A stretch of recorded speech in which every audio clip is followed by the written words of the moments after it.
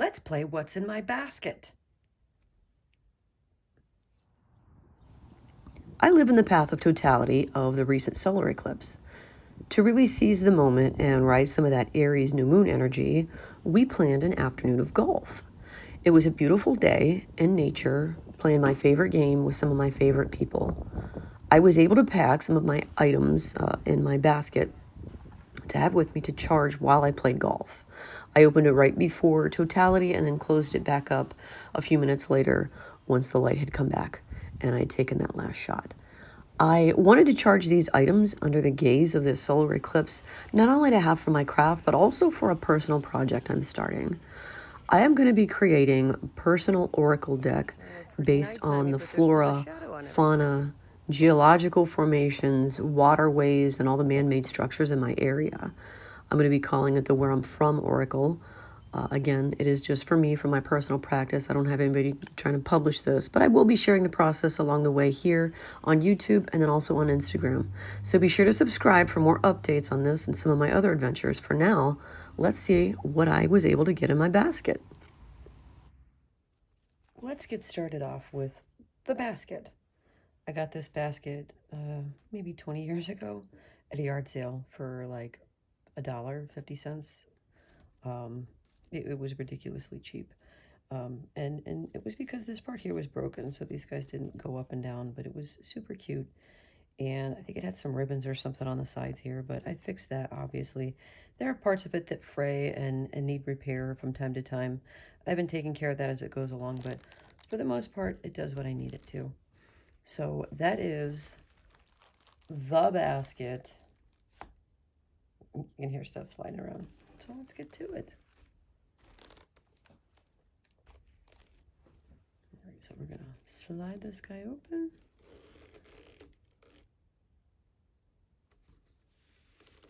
Now, I did a couple of 2-for-1s. This is some fabric that I was working with, or wanted to work with, and wanted to charge it and make sure that it soaked up all that good energy. And that is not the only one. I also did, let's see, let me get out of there. A mannequin. Now he has in here somewhere also a stand. Anyway, there's his stand in there. But this is a fairly mundane item that I wanted to charge up because he is going to be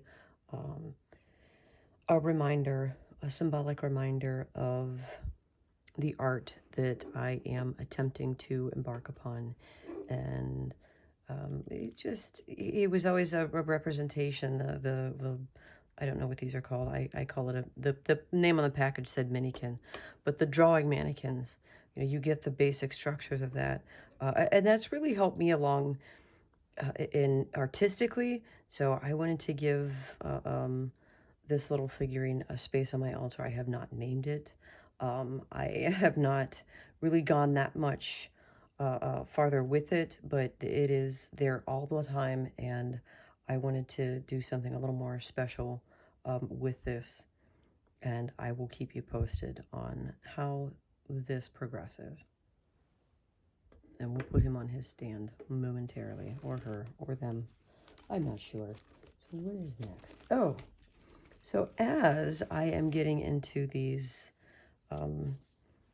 creative situations, I usually end up pulling my hair back in some way. So I wanted to have something that really surges me into that creative alignment and just adds to the fun things that you can incorporate into your practice. Let's see what else I can find in here for sure. Okay. So I do a lot of things with crafts. This is some dollar craft thread from maybe Dollar General, Dollar Tree, something like that. So that is going to go a little, will go a long way. I'm going to switch my basket around here. Let's see if I can get him from the other side. Oh, there's some good stuff. So being the peckish pagan that I am, I had to do salt and pepper. This is another, I forget where I even picked these up. I think it was a golf outing, and you know, they were going to throw them away, and I didn't want to throw them all away. I couldn't, you know, reasonably take all of them, so I took what I could use. And these are going to be not just for food, you know, and I'm sure there are a lot of jokes out there that this is going to be all of the spice that I use, but no, I will be using more. And these are actually things that I will put into other parts of my practice and workings too.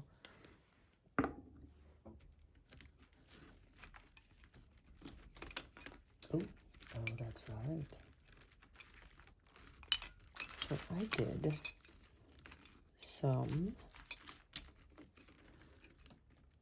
writing utensils, because one of the things, like I said, this is going to be artistic. I want to be able to take the wood shavings from these and do something else with those. I haven't decided, but I want to be able to use the whole part of this pencil. These pens, I got these off of Amazon. I have a lot of luck with these. These are long-lasting, easy to use. They don't smush, they don't budge. I am not sponsored, but that's a good one. So I made this little stamp and tested it out a couple weeks ago. I did that for the full moon in Libra. Yeah, I'm pretty sure. Don't hold me to that. But I did that during the last full moon, just as something to just symbolize my, you know, that desire for creating something a little more introspective, like looking in. That's the eye looking in. It could also be the eye looking out, but the reminder that I need that balance sometimes. And who doesn't love a good piece of eye artwork? Oh, this I have a couple of these. This particular one has now been charged under I keep wanting to say solstice, under the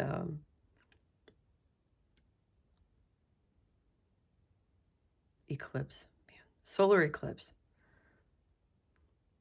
So I use these. I have a lot of these. I use them for a lot of different things, but again, for this particular project, this is exactly the size that I'm going to need, and it also draws on that alignment. So it is literally a type of alignment tool.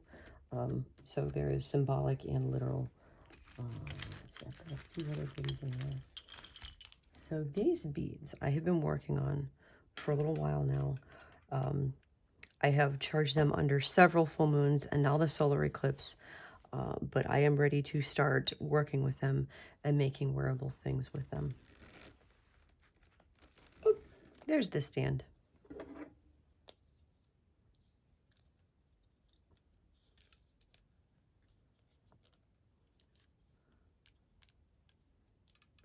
All right, there we go.